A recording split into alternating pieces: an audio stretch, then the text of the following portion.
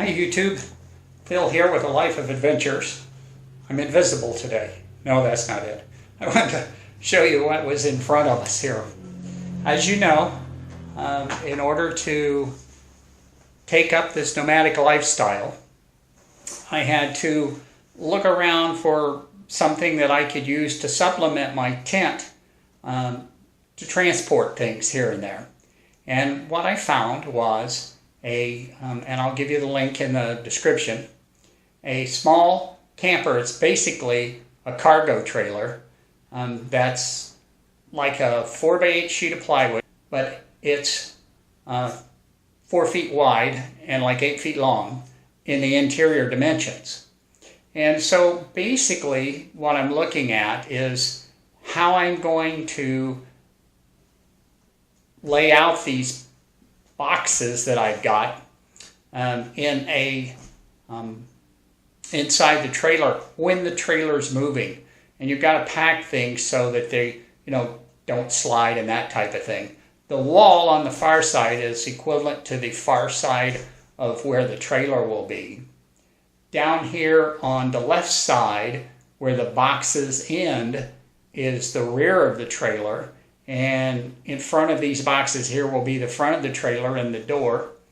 And then down on this end will be the nose of the trailer, and it's where the tongue will come out.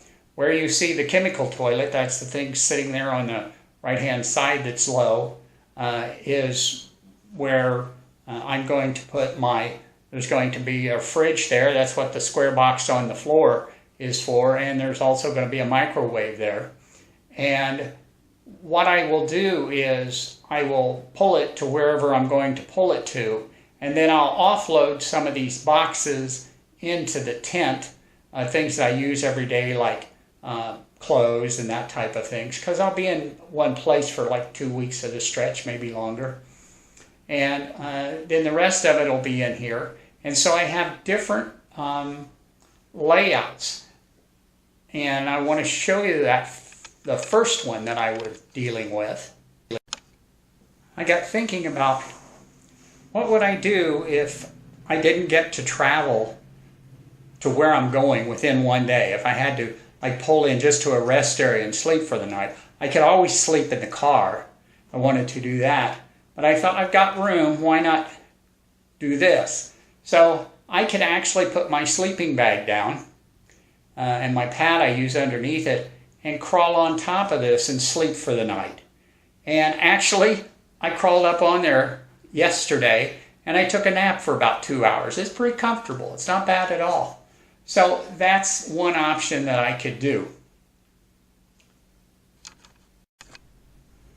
After pondering and looking for a while, I decided that maybe, as you can see there, all my clothes that I own that I'm not wearing are in those tubs at this point.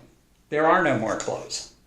So I've only got 5 boxes left, and that are there because I took 3 of them out. There were originally 12, and I thought, well, if I can get everything that I need into 9 boxes, then I could actually put 3 down low, like I had it before, and then if I had to stop for the night, I would just pick the 2 up and stack them, because the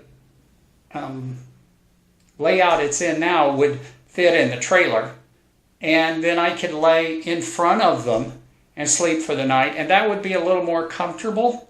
Besides being comfortable, it'd be easier for me to get in and out of, because where you see the top of those boxes is basically on the left end here, is right where the roof would be, and it kind of arches up in the middle, but it's still not very high.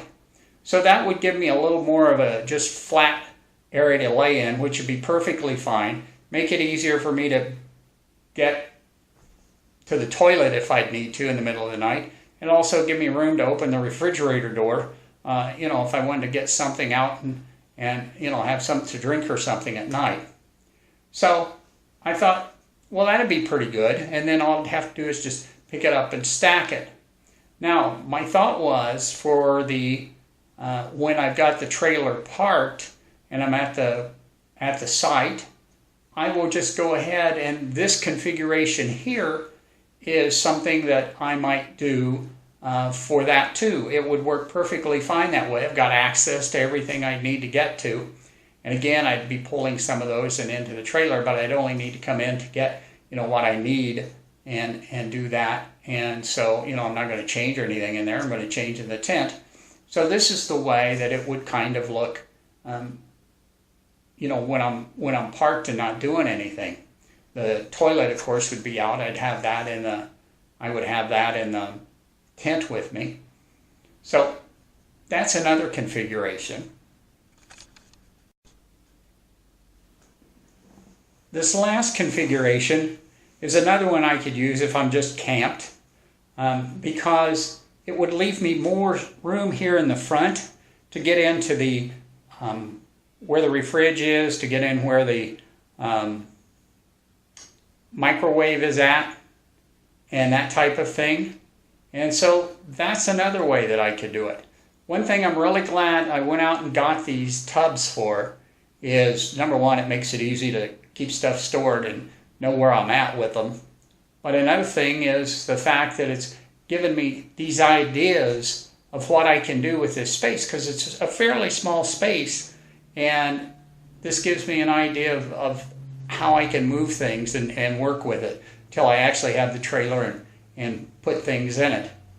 Another thing that's important for me to know is this trailer has about, I'm going to have only about 200 pounds of weight that I can put on this trailer, and that's because of a restriction on the car. The trailer's around, the trailer with the basket I'm going to put on the front and the batteries for the solar panels puts me up to around 800 pounds, and I'm only going to have 200 more pounds because of the tow limit on my vehicle.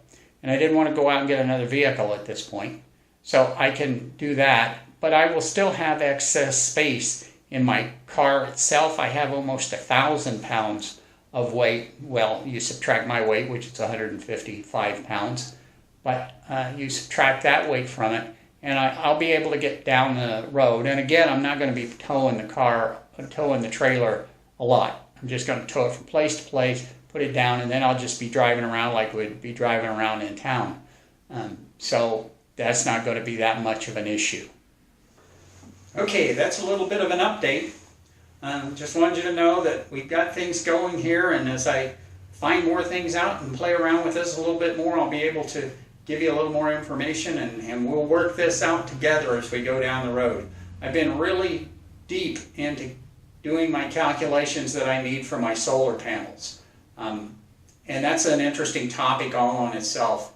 I was familiar with electricity, but the way these people write things and do things, it makes it very difficult to understand. So I think I've got a handle on it, and I'll be doing that video just a little bit later for you, so I can have off-grid power to run my microwave and my fridge and everything like that. And that's about it for now. So have a good week.